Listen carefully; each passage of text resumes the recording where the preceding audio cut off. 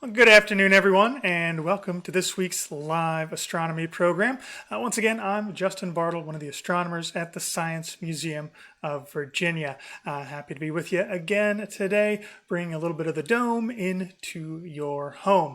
As always, I have a couple of pre-show announcements for you. I just want to thank our sponsor, Allianz Partners. Always happy to have them on board. We'll have some links in the Facebook comments for you if you are willing and able to help the museum out in these times. We'll have some donation links for you as well. Now, for the rest of the show today, we are going to be using the same software that powers the dome at the Science Museum. It's planetarium software called Digistar 6, and it can do some pretty cool stuff, so we're going to take advantage of that. Now, just in case you are just joining me for the first time, this is a series already in progress. We are on our way out to the edge of the universe, but we're not going to get there in 1 week. We won't see everything today. We are pretty much done with our time in the solar system now. Maybe. And we're going to see some planets around other stars.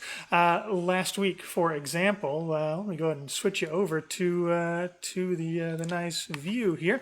Last week, we visited the nearest star system to the solar system. This is one of those stars. It's called Proxima Centauri. It is the closest star to the sun, and we found that even here there are planets. In fact, one of them is a planet something like the Earth. So right away, that might make you think of questions like, well, if we can find planets right next door, how many planets are there altogether in the galaxy? And out of all of those planets, how many might be something like the Earth?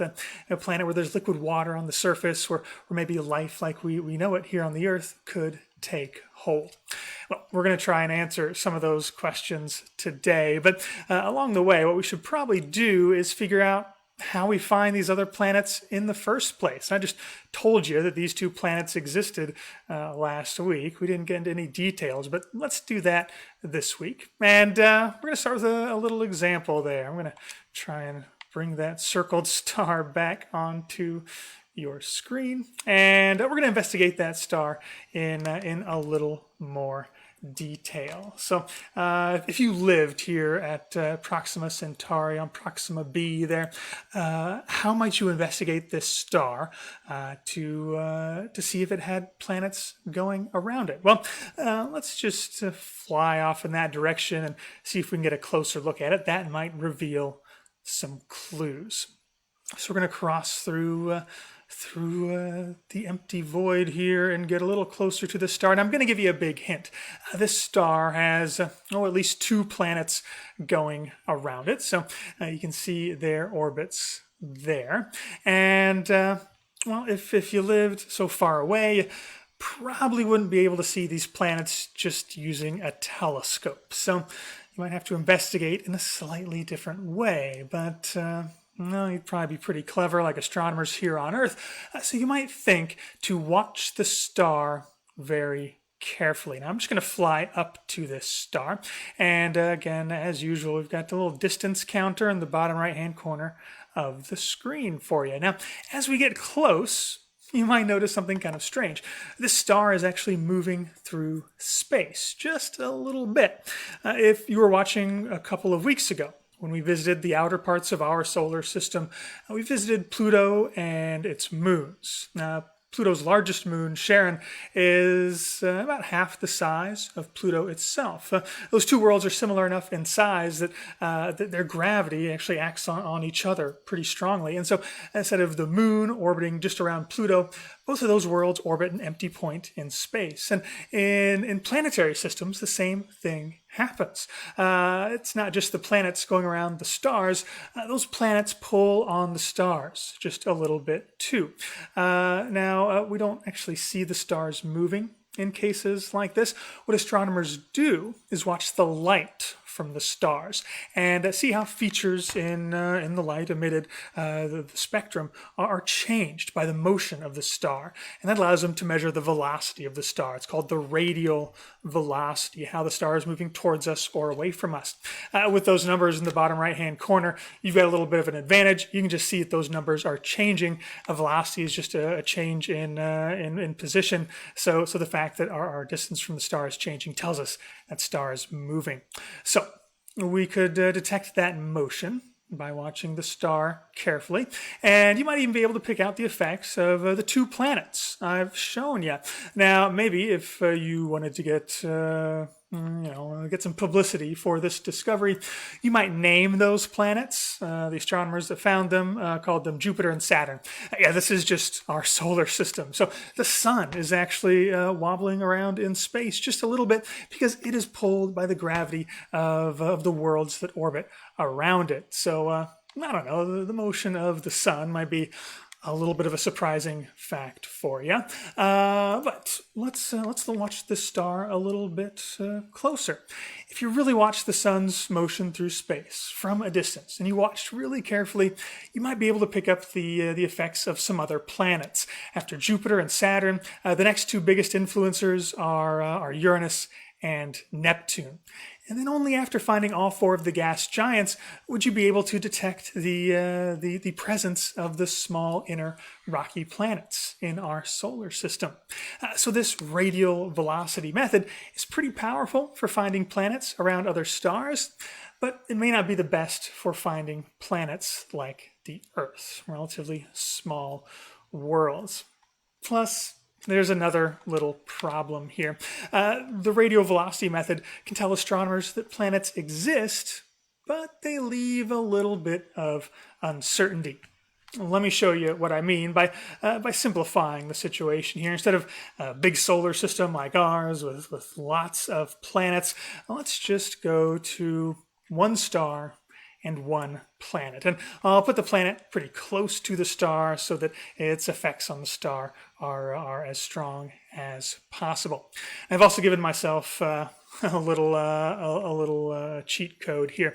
I've added a line through the what we call the center of mass, the line between the star, or the point between the star and the planet, where their gravity balances out. So this is the empty point in space that the objects are rotating around. So I'm going to try and get it straight up and down on the screen here.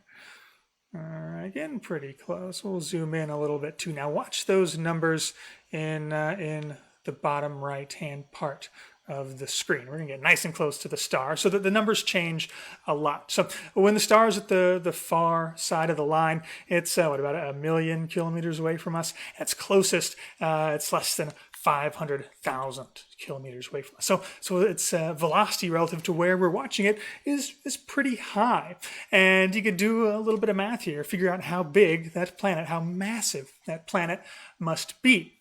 But without changing anything else, watch what happens to the way those numbers are changing if we just look at this from a different angle.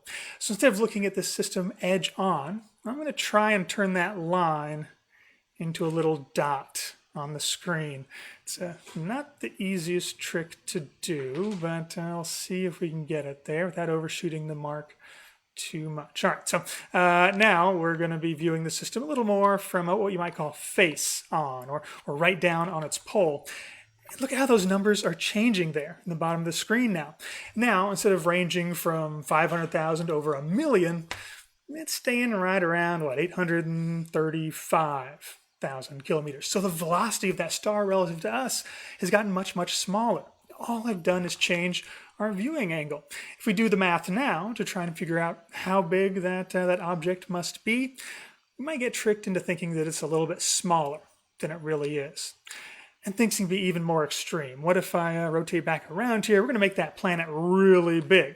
And so if we're looking at it edge on, the numbers are going to change pretty fast. Once again, we'll see if we can get close to our old spot here.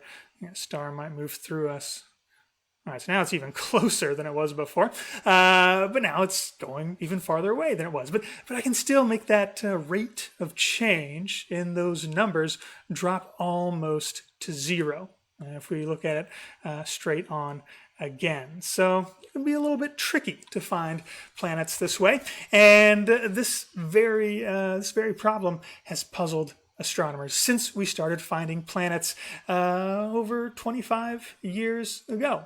In fact, one of the oldest planets that astronomers claim to have found was first detected back in 1989. It goes around a star that just has the license plate number HD 114762. Now, if we were viewing this system from, kind of edge on, astronomers thought, well, this should be a planet. It's a big one. It should be maybe 11 times the mass of Jupiter. Now, a funny thing happens when you add mass, material, to an object about Jupiter's size. It's going to get more massive, but doesn't really get bigger. Something about 11 times Jupiter's mass would be about Jupiter's size, and that's what astronomers thought they had found here. Now, if you add even more mass to that, you get in the neighborhood of 13 to 80 times Jupiter's mass, the amount of stuff in the largest planet in our solar system. Still about the same size, physically, the same diameter, but now you've transitioned into a totally different kind of object, something called a brown dwarf. Those are fascinating objects that probably deserve their own show. Now, if you add a little bit more mass, you get over that 80 times Jupiter's mass limit, then you're probably going to have a small star on your hands. One of those red dwarfs, kind of like Proxima Centauri, where we started the show this week. Now, thanks to brand new measurements of this system taken in just the last couple of years by the Gaia spacecraft, astronomers now think we're looking at this system now a little more face on. So our earlier estimates from over 30 years ago, when we thought this object might be 11 times Jupiter's mass and a planet, are probably wrong. This object, even though we can't see it clearly, now is thought to be perhaps 100 times Jupiter's mass. So it's probably a small star rather than a planet. So if that technique isn't foolproof, what else could we do to learn a little bit more about these exoplanets, these planets around other stars? Well, we might use another kind of technique to detect them. One that I can demonstrate using an event that happened here on Earth just over the weekend. Back on Saturday, some parts of Asia were able to witness something called an annular solar eclipse. If you remember the total solar eclipse that was visible across North America a couple of years ago, you can probably piece together what this means. It's a solar eclipse, so the moon is going to move in front of the sun. But this one happened while the moon was close to the far point in its orbit. So the moon was far enough away that it didn't quite cover the entire sun in the sky. A little bit of ring of the sun was still visible.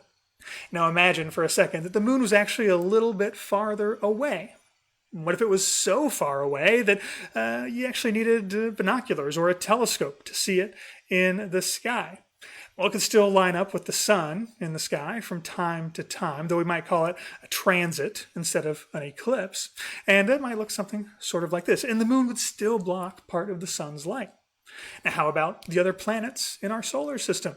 Well, Mercury and Venus can move directly between the Earth and the sun as well. So they can transit the sun, and they can block a little bit of the sun's light. So we can see transits right here in our solar system, and what you're seeing now, although it started out as the moon, is pretty close to what you'd see when Venus transits the sun. All right, so planets can block a little bit of their star's light, and what if there were planets going around distant stars that were in just the right position to block a little bit of their star's light?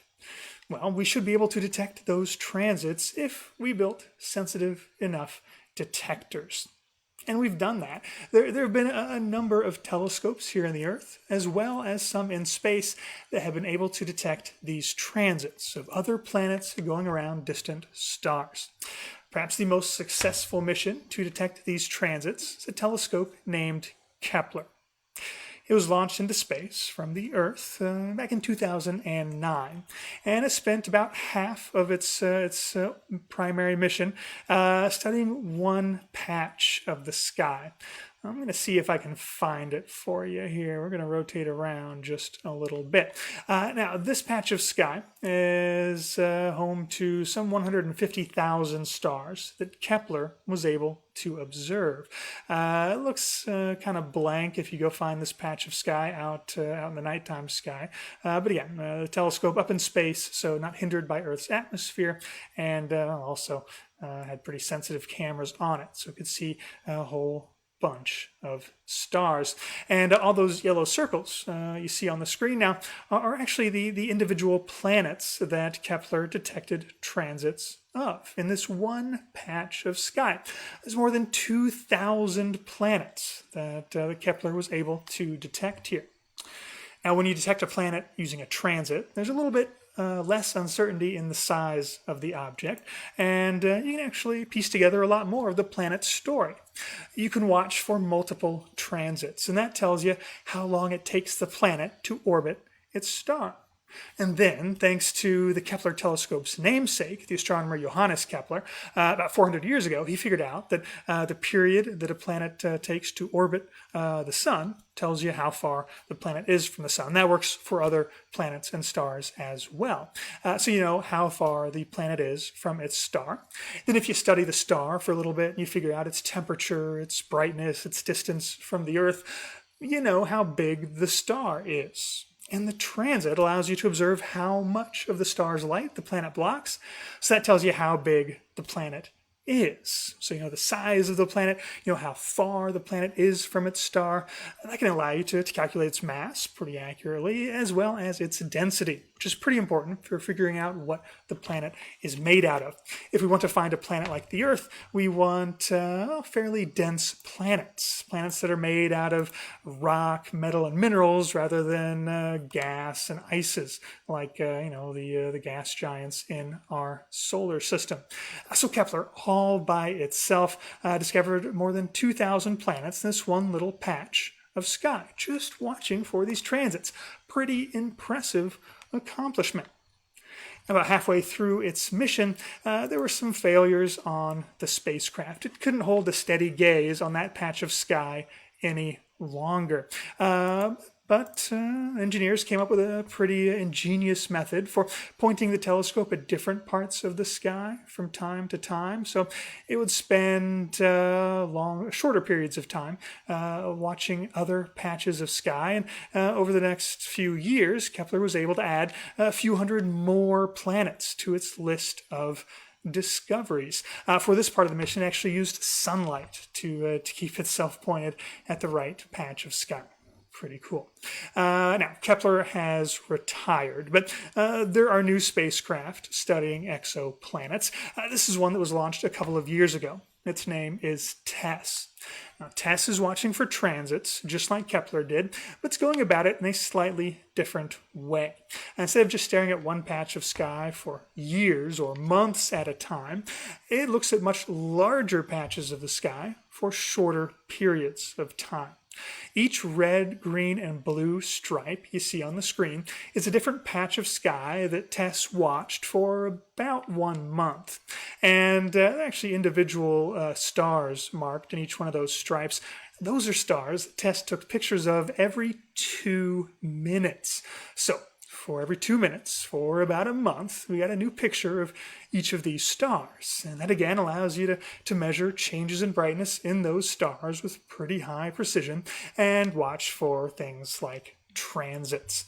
Now, Tess is just wrapping up its first complete survey of the entire sky. It has watched bright and nearby stars in about 85% of the entire sky.